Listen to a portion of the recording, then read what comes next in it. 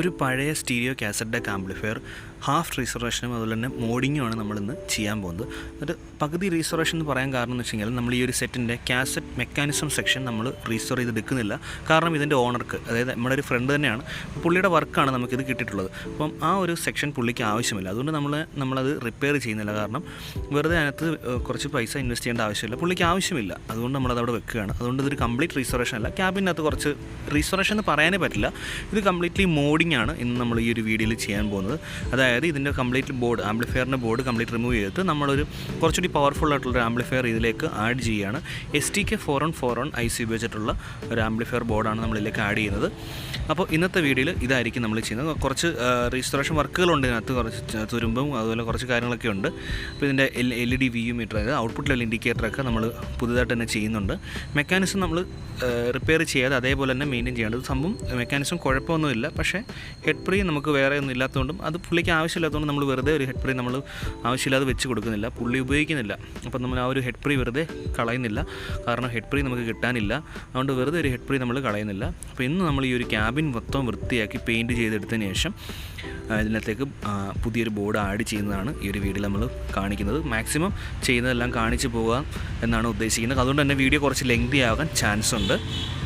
ഇത് ഒരുപാട് പഴയ ഒരു സെറ്റാണ്. സോണിക് എന്ന് പറയുന്നൊരു കമ്പനിയാണ് കാണിച്ചിരിക്കുന്നത്. എനിക്ക് തോന്നുന്നു അസംബിൾഡ് സെറ്റാണ്. ഇപ്പോൾ NB ക്യാബിൻസ് എന്നൊക്കെ പറയുന്ന പോലെ തന്നെ സോണിക് എന്നൊക്കെ പറയുന്ന കമ്പനി അസംബിൾ ചെയ്തെടുക്കുന്ന ഒരു സെറ്റാണ് തോന്നുന്നു. ബ്രാൻഡഡ് ആയിട്ടുള്ള ഒരു കമ്പനി എല്ലാം തോന്നുന്നു. പിന്നെ ആരോ ഇത് പെയിൻറ്റ് ചെയ്തിട്ടുണ്ടെന്നാണ് എനിക്ക് തോന്നുന്നത്. കമ്പനി പെയിൻറ്റിംഗ് ആണെന്ന് തോന്നുന്നില്ല, ആരോ ഇതിൻ്റെ കവർ പെയിൻറ്റ് ചെയ്തിട്ടുണ്ടെന്ന് തോന്നുന്നു. അപ്പോൾ എന്തായാലും നമുക്ക് ഇതിൻ്റെ ഇൻറ്റീരിയർ ഒക്കെ നോക്കി ഇതിൻ്റെ കമ്പോണൻസ് എല്ലാം അഴിച്ചു മാറ്റാം.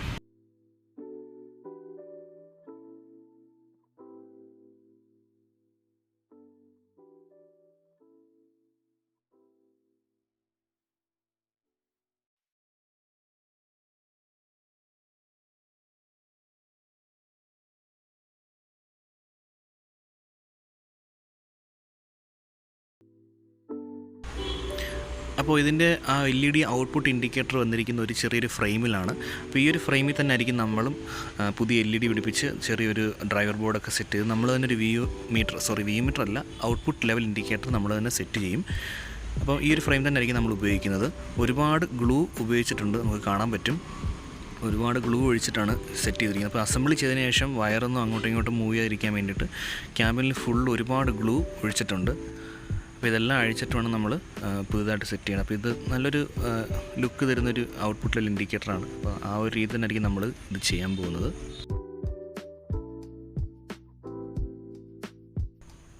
അപ്പോൾ ഇത്രയാണ് ഇതിനകത്തുള്ള കോമ്പണൻസ് എന്ന് പറയുന്നത്. ട്രാൻസ്ഫോമർ, മെക്കാനിസം, ബോർഡ് എല്ലാം നമ്മൾ എടുത്തിട്ടുണ്ട്. ഇതെല്ലാം വർക്കിംഗ് ആയിട്ടുള്ള ബോർഡാണ്. LA4040 IC ഉപയോഗിച്ചിട്ടുള്ള ബോർഡാണ്. ഇതെല്ലാം നമ്മൾ മാറ്റിയിട്ടുണ്ട്. അപ്പോൾ നമ്മൾ ഈ ക്യാബിൻ പെയിൻ്റ് അടിക്കുന്നതിന് മുമ്പായിട്ട് നമുക്ക് ഈ ഒരു ആംപ്ലിഫയറിലേക്ക് വേണ്ടുന്ന എല്ലാ കോമ്പണൻസും അടുക്കി വെച്ച് അതിൻ്റെ ഹോൾസൊക്കെ ഇടാൻ വേണ്ടിയിട്ട് മാർക്ക് ചെയ്യുക എന്നുള്ളതാണ് ആദ്യത്തെ ടാസ്ക് എന്ന് പറയുന്നത്. ഈ ഒരു ഹോൾസ് ഇട്ട് കഴിഞ്ഞാൽ നമുക്ക് ആ ഒരു വർക്കാൻ കഴിയും. പിന്നെ നമ്മളിതെല്ലാം ചെയ്തതിന് ശേഷം ഹോൾ ഇടാമെന്ന് വിചാരിച്ചു കഴിഞ്ഞാൽ അതിൻ്റെ ഒരു ഭംഗി നമുക്ക് നഷ്ടപ്പെടും. അതുകൊണ്ട് ഹോൾസ് ഇടാം. അപ്പോൾ ആദ്യം നമ്മൾ ചെയ്യാൻ പോകുന്നത് വെച്ച് കഴിഞ്ഞാൽ നമ്മുടെ ഹീറ്റ് സിങ്കിൽ 2 ഹോൾ ഇടണം. കാരണം നമ്മുടെ ഈ ഒരു ബാക്ക് പാനൽ നമുക്ക് ഊരിയെടുക്കാൻ പറ്റും. അവിടെ ഒരു ഭാഗത്തായിട്ടാണ് നമ്മുടെ മെയിൻ ബോർഡ്, ആംപ്ലിഫയറിൻ്റെ ബോർഡ് നമ്മൾ ഫിറ്റ് ചെയ്യാനായിട്ട് ഉദ്ദേശിക്കുന്നത്. അപ്പോൾ ഹീറ്റ് സിങ്കിൽ ഹോളിട്ട് അത് വെച്ചിട്ട് നമ്മുടെ ആ ഒരു ബാക്ക് പാനലിൽ ഹോൾ മാർക്ക് ചെയ്ത് അതുകൂടി പിടിപ്പിക്കുക. ബാക്കി ഹോൾസ് എല്ലാം ഡ്രിൽ ചെയ്യാം. ഈ ഒരു ഭാഗം ഞാൻ സ്കിപ്പ് ചെയ്ത് കളയുകയാണ്, കാരണം ഇതൊക്കെ വളരെ ബേസിക് ആയിട്ടുള്ള കാര്യമാണ്. അപ്പോൾ നമ്മൾ കോമ്പണൻസ് എല്ലാം അടുക്കി വെച്ച് നമ്മൾ ഓൾറെഡി കണ്ടു കഴിഞ്ഞു. അതിനനുസരിച്ച് നമുക്ക് എല്ലാ ഹോൾസും ഡ്രിൽ ചെയ്യാം. എനിക്ക് ഈ ഒരു വർക്ക് ചെയ്തതിൽ ഏറ്റവും ടാസ്ക്കായിട്ട് തോന്നുന്നത് ഈ ഒരു പശ അതിനകത്ത് നിന്ന് ഇളക്കിയെടുക്കുക എന്നുള്ളതായിരുന്നു. അറഞ്ചം പുറഞ്ചം പശ വാരി ഒഴിച്ചിരിക്കുകയാണ്. എല്ലാ വയറുകളും ആ ക്യാബിനിൽ ഒട്ടിയിരിക്കാനായിട്ട് ഒത്തിരി പശ വാരി ഒഴിച്ചിട്ടുണ്ട്. ഇത് ഫെവിക്കോളല്ല, ഫെവിഗം എന്ന് പറഞ്ഞാൽ മറ്റൊരു മഞ്ഞ കളറിൽ വരുന്നൊരു പശയാണ്.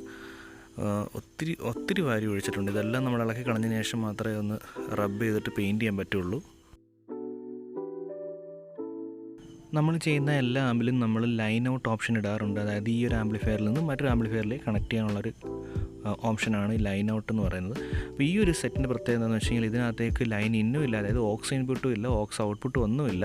ഇതിലാകെ ഉള്ളത് 12 വോൾട്ട് ഇൻപുട്ട് കൊടുക്കുക എന്നുള്ളത് മാത്രമാണ്. അപ്പോൾ എന്തായാലും നമ്മൾ ഒരു ഹോള് ഡ്രിൽ ചെയ്തിട്ടുണ്ട്. ആ ഒരു ഭാഗത്തേക്ക് നമുക്ക് ഓക്സ് ഇൻപുട്ടും ഓക്സ് ഔട്ട്പുട്ടും നമ്മൾ കൊടുത്തിട്ടുണ്ട്. ഇനി എന്തായാലും നമുക്കിതിൻ്റെ ഹോൾസ് എല്ലാം ഇട്ട് കഴിഞ്ഞുകൊണ്ട് നമുക്കിതിൻ്റെ പെയിൻറ്റ് ചുരണ്ടി കളഞ്ഞ് ആ ഒരു തുരുമ്പും ചുരണ്ടി കളയുന്ന ഒരു വർക്കിലേക്ക് പോകാം. ഇതൊരു റീസ്റ്റോറേഷൻ്റെ ഭാഗം തന്നെയാണ്. അപ്പോൾ ഇതെല്ലാം ചുരണ്ടി കളഞ്ഞിട്ട് നമുക്ക് പെയിൻ്റ് അടിക്കുന്ന വർക്കിലേക്കും പോകാം.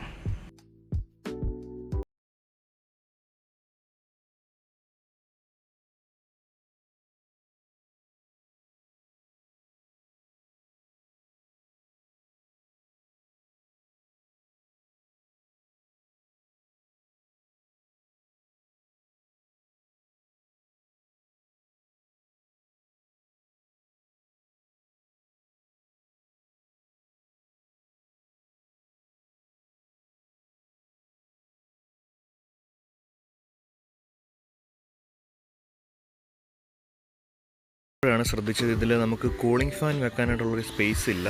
അതുകൊണ്ട് നമ്മൾ വെക്കുന്ന ആംപ്ലിഫയറിൻ്റെ സെക്ഷൻ്റെ തൊട്ടടുത്തായിട്ട് നമ്മൾ ഫാൻ വെക്കുകയാണ്. ഒരു കൂളിംഗ് ഫാൻ എന്നുള്ള രീതിയിലായിരിക്കും നമ്മളിത് സെറ്റ് ചെയ്തത്. അപ്പോൾ നമ്മുടെ ക്യാബിൻ്റെ കവറിൽ കുറച്ച് ഹോൾസ് ഡ്രില്ല് ചെയ്യണം. അപ്പോൾ അതിന് ഫാനിന് വേണ്ടിയുള്ള ഹോൾസ് ഡ്രില്ല് ചെയ്യുന്നതാണ് നമ്മുടെ അടുത്ത പർപ്പസ് എന്ന് പറയുന്നത്. അപ്പോൾ അത് നമ്മൾ ഹോൾ ഡ്രില്ല് ചെയ്യാം. നമ്മൾ മിക്ക കാസറ്റ് ഡെക്കിൻ്റെ റിസ്റ്റോറേഷനിൽ നമ്മൾ ക്യാബിനിൽ പ്രൈമർ അടിച്ച് വിടാറുണ്ട്, കാരണം പിന്നീട് തുരുമ്പടിക്കാതിരിക്കാൻ വേണ്ടിയിട്ട്. അപ്പം ഈ ഒരു ക്യാബിൽ നമ്മൾ ഓയിൽ പ്രൈമർ അടിച്ച് സെറ്റാക്കിയിട്ടാണ് ഇടുന്നത്. ക്യാബിലും അതുപോലെ ബാക്ക് പാനലും ഉള്ളിലും നമ്മൾ പ്രൈമർ അടിക്കുന്നുണ്ട്. ഇതിൻ്റെ ഫ്രണ്ട് പാനൽ അഴിക്കാൻ പറ്റാത്ത രീതിയിൽ ആ ഒരു പറഞ്ഞ പശ കൊണ്ട് ഒട്ടിച്ച് വെച്ചിരിക്കുകയായിരുന്നു. അതുകൊണ്ട് ആ ഒരു ഭാഗം ഒഴിച്ച് ബാക്കിയുള്ള ഭാഗത്ത് നമ്മൾ മാറ്റ് ബ്ലാക്ക് സ്പ്രേ പെയിൻ്റാണ് അടിക്കുന്നത്.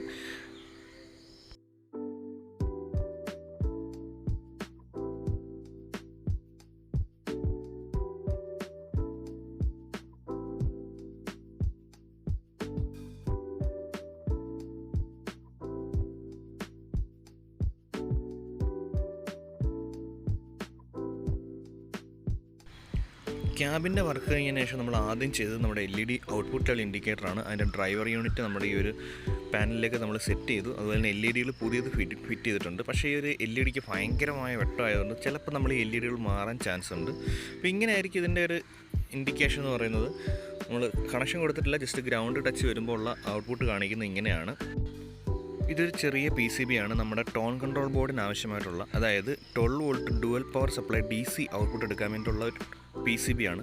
ഇതിന് 16 രൂപ വരുന്നുള്ളൂ. നമ്മുടെ എറണാകുളം പള്ളിമുക്ക് ഫെൻഡ ഇലക്ട്രോണിക്സിൽ നിന്നാണ് നമ്മൾ ഈ ഒരു PCB വാങ്ങിച്ചിട്ടുള്ളത്. ഇഷ്ടംപോലെ ടൈപ്പ് PCBകൾ അവിടെ ഉണ്ട്. അപ്പോൾ ഇതിൽ നമുക്ക് 12 AC കൊടുത്തു കഴിഞ്ഞാൽ നമുക്ക് പ്ലസ് മൈനസ് 12 പിന്നെ ഗ്രൗണ്ട് DC ഔട്ട്പുട്ട് എടുക്കാൻ പറ്റും. അപ്പോൾ ഈ ഒരു ടോൺ കൺട്രോൾ ബോർഡ്, യൂണിവേഴ്സലിൻ്റെ ടോൺ കൺട്രോൾ ബോർഡിന് ആവശ്യമായിട്ടുള്ള ഡുവൽ പവർ സപ്ലൈ, അതിന് ആക്ച്വലി വേണ്ടത് +15 -15 ഗ്രൗണ്ടാണ് ഇൻപുട്ട് വേണ്ടത്. അതായത് 15 volt dual power DC supply ആണ് അതിന് ആവശ്യം. പക്ഷേ നമുക്ക് ഈ ഒരു 12 വോൾട്ട് DC ആക്കുമ്പോൾ തന്നെ ഏതാണ്ട് 14 വോൾട്ട് നമുക്ക് കിട്ടും. ആ ഒരു വോൾട്ടിൽ തന്നെ ഇത് വർക്ക് ചെയ്യും. അപ്പോൾ നമുക്ക് വളരെ സിമ്പിളായിട്ട് ഇത് ഉപയോഗിക്കാൻ പറ്റും. അപ്പോൾ എന്തായാലും ഞാനിതിൻ്റെ കപ്പാസിറ്ററും ഡയോഡും എല്ലാം സോൾഡർ ചെയ്ത് വെച്ചിട്ടുണ്ട്. അപ്പോൾ ഇങ്ങനെയായിരിക്കും അതിൻ്റെ ഒരു ലുക്ക് എന്ന് പറയുന്നത്. അപ്പോൾ ഇത് ഡയറക്റ്റ് കൊടുത്തു കഴിഞ്ഞാൽ ആ ഒരു ടോൺ കൺട്രോൾ ബോർഡ് വർക്ക് ചെയ്യും. വെറുതെ നമ്മൾ നേരത്തെ വീഡിയോയിൽ ചെയ്ത പോലെ 7815 7915 ഒന്നും കൊടുക്കേണ്ട ആവശ്യമില്ല. ഡയറക്റ്റ് 12 വോൾട്ട് DC ആക്കിയാൽ മതി, ഡുവൽ പവർ ആക്കി എടുത്താൽ മതി. STK ആയതുകൊണ്ട് തന്നെ സ്പീക്കർ പ്രൊട്ടക്ഷൻ ബോർഡ് മസ്റ്റാണ്. കാരണം STKയിൽ എന്തെങ്കിലും ഷോർട്ട് വന്നാൽ നിങ്ങളുടെ സ്പീക്കറും പോകാൻ ചാൻസ് ഉണ്ട്. അതുകൊണ്ട് സ്പീക്കർ പ്രൊട്ടക്ഷൻ ബോർഡ് തീർച്ചയായിട്ടും ഇടുക. ഇതൊരു സ്റ്റീരിയോ സെറ്റ് ആയതുകൊണ്ട് തന്നെ നമുക്ക് 2 റിലേ വരുന്ന ഒരു സ്പീക്കർ പ്രൊട്ടക്ഷനാണ് നമ്മൾ ഇട്ടിട്ടുള്ളത്. 250 രൂപയാണ് അതിൻ്റെ പ്രൈസ് എന്ന് പറയുന്നത്.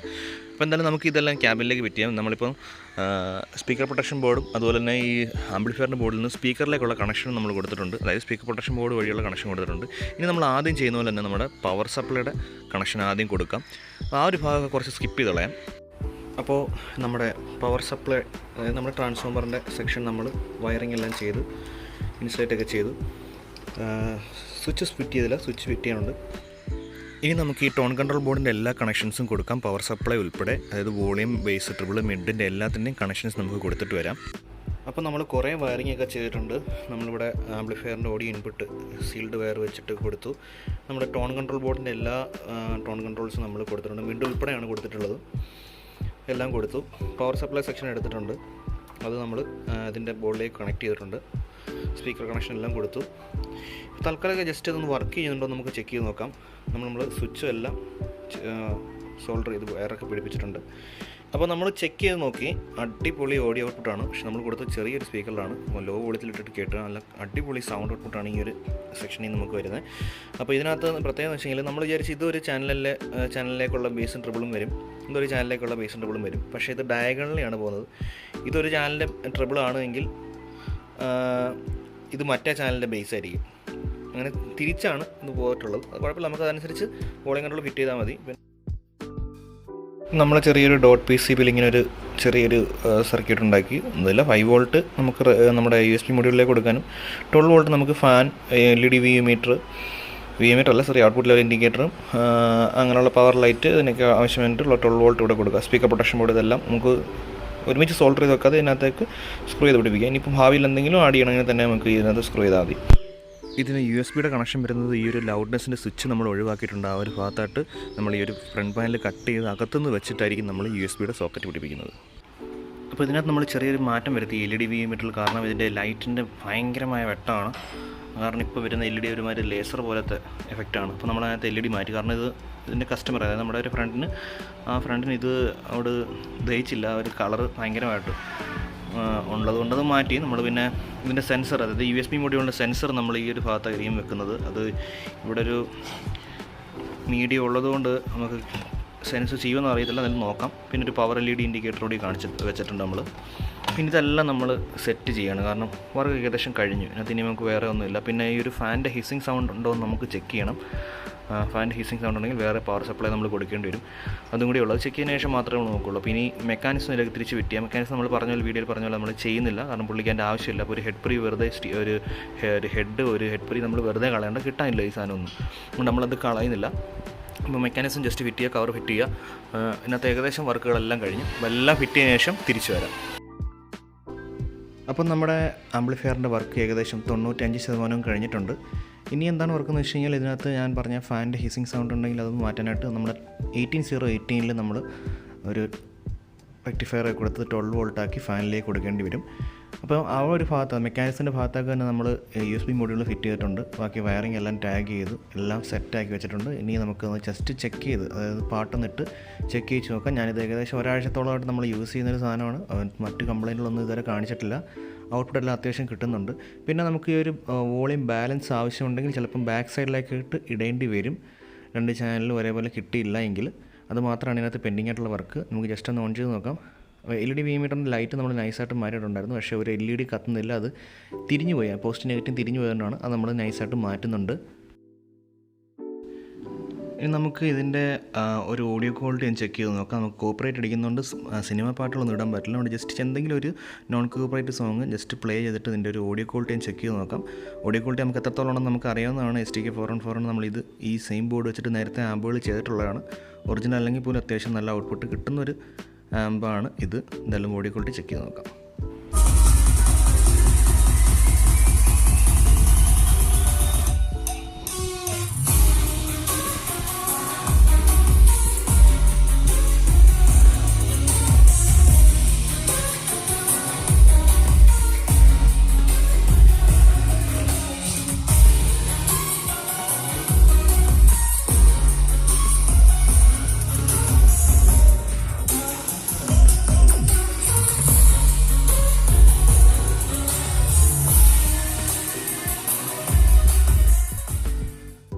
അങ്ങനെ നമ്മൾ നമ്മുടെ വീഡിയോയുടെ അവസാന ഭാഗത്തേക്ക് എത്തിയിരിക്കുകയാണ്.